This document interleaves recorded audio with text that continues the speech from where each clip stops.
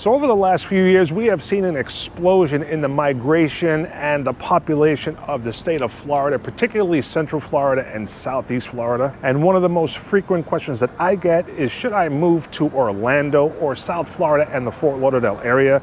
Now, this is a very, very tough question to answer. It's very, very subjective, and it's also very, very personal. But I thought it would be a great idea today to go over a few key areas like jobs, entertainment, real estate, and lifestyle. So this way you can make your decision whether it would be Fort Lauderdale or Orlando. Hey, what's going on, everyone, and welcome back to the channel, which is all about real estate and living here in South Florida. And it would mean a great deal to me if you subscribe to the channel, if you're into stuff like that, and hit the like button. It helps with the YouTube algorithm. It helps the channel grow. And again, I would really appreciate it. So let's dive into today's topic: Orlando or Fort Lauderdale.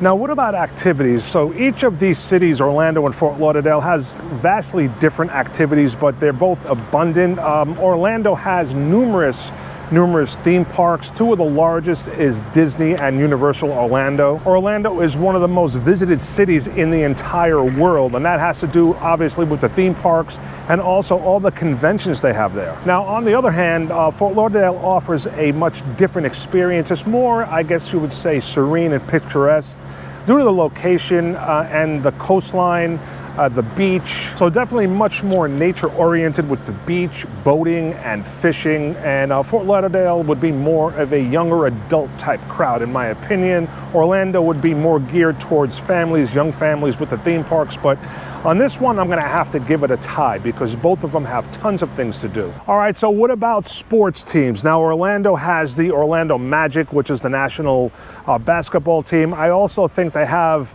a soccer team. I don't know the name for sure. I don't know if it's professional or like a minor league soccer team. Now, here down in the South Florida area, we have, so let's say hockey, we have the Florida Panthers, basketball, Miami Heat, baseball, the Miami Marlins, and also for football, we have the Miami Dolphins. So this one has to go to the Fort Lauderdale, South Florida area for sure when it comes to sports. So what about the job market? Now, both Orlando and the Fort Lauderdale, South Florida area are seeing explosive growth right now in the economy, new businesses, and a lot of investment in both places. Also, a lot of millennials are moving to both areas. Again, startup businesses, entrepreneurship is on the rise.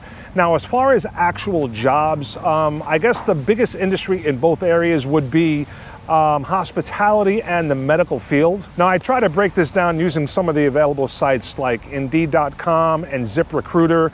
And the Miami-Fort Lauderdale metro area has about 3 to 5% more in salary than Orlando would offer, but Orlando has about 3% more available jobs. They also have more variety when it comes to jobs and job openings because of all the theme parks. So there's like 10 different theme parks in the Orlando area, so a lot of different job opportunities throughout all the age brackets as well in Orlando. Now, another big question right now, which is very relevant, is how far does your money go with the cost of living? Now, the cost of living in the Fort Lauderdale metro area is significantly higher than in Orlando, so even though you get more of a salary down in the Miami-Fort Lauderdale area, it's not gonna go as far. Your dollar's not going to stretch as far as it does in the Orlando area. So you really need to look at what type of job you're after. And on this one, we're going to have to call it a tie. Now, how about real estate, which is what this channel is all about? So both Orlando and the Fort Lauderdale metro area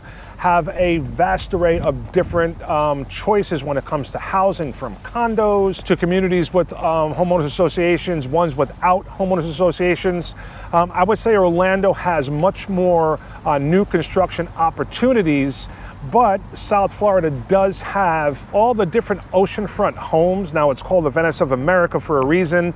A lot of Finger Lakes, a lot of opportunities to get homes that are on the water where you can have a boat, you can have the ocean access, you can have condos right on the beach and with incredible ocean and intracoastal views. So this is another tough one. Okay, so we're on Redfin right now, and we're just looking in Orlando, and we're going to look at a price point between $500,000 and $550,000. So you can kind of see the results right over here.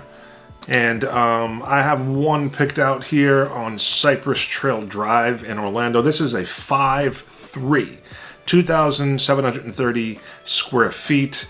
Now we can go just look through these photos really quick. Very nice house. This is a 2-story, pretty spacious, good condition. Kind of give you an idea of what you can get in Orlando for around a little bit north of $500,000. And as far as Fort Lauderdale, I did a search as well here for between $500,000 and $550,000, and I have a property here on 5th Terrace. Now, if you look here, the difference, this is a 3-2, and it's only 1,240 square feet, 1,242. Very, very nice house in a good area of Fort Lauderdale. Nice, upgraded. But the big difference, as you can see, is the living area, which is quite a bit less than the property in Orlando, although it is very, very nice. So let's see, this is 1,200 square feet. The one in Orlando is, again, 2,730. Now, the median home price in the greater Fort Lauderdale area is around $450,000, and the median home price in Orlando is about $350,000. So Orlando is quite a bit cheaper than Fort Lauderdale, and being that we're in, you know, that time in the real estate market where interest rates are a lot higher and affordability is a huge question, we're going to definitely have to go with Orlando on this one as far as real estate. So how about food? The South Florida area has just an incredible selection of restaurants, some big chain type restaurants, some very intimate, smaller restaurants, but some, you know, very, very good places to eat. Also, we have some incredible seafood, being that we're right here on the ocean. Now, Orlando also has some incredible dining. They have, again, about 10 different theme parks up there. All of them have a bunch of different hotels and 5-star restaurants. So plenty to choose from in both locations. So I thought the best thing to do would be to go on the authority when it comes to fine dining, and that is the Michelin star website. So if you look here, there's 15 Michelin star restaurants in Florida, according to this website, which is what, timeout.com. And let's see where they're at. Michelin star restaurants in Florida. So 1 Miami, 2 Miami, 3 Miami, 4 Koto in Miami, 5 The Den at Sushi in Miami, 6, 7, 8, 9, and 10, all of them in Miami. This one is in Surfside, called the Surf Club. Then you have Kappa, which is 12, Orlando, that's 1. Soseki, 2 in Orlando, 3, 14, Cadence in Orlando, and then another one, Knife and Spoon in Orlando. So, according to the website, there are way more in the Fort Lauderdale, Miami metro area. So we're going to have to go with the Fort Lauderdale, Miami metro area as far as food in this category. Now, what about the weather? So Orlando and South Florida pretty much have the same weather. Orlando is a bit cooler in the winter months than here in South Florida. The big difference between the two is that Orlando is in Central Florida, so it's right in the middle of the state. Obviously, South Florida is more on the east side and the coast, and hurricanes is a big issue, which people in Orlando don't really have to worry about too much. Now, this year when we had Ian, it went right across the state through Orlando, but that is not a common occurrence. So we always have to worry about hurricanes down here in South Florida and the Fort Lauderdale area. Orlando, not so much. So in this category, we're definitely going to have to go with Orlando and the weather, because I don't really have to worry about the hurricanes. So in conclusion, to wrap this all up, whether you should move to Orlando or the Fort Lauderdale area, this is, again, a very personal decision, and it all comes down to lifestyle.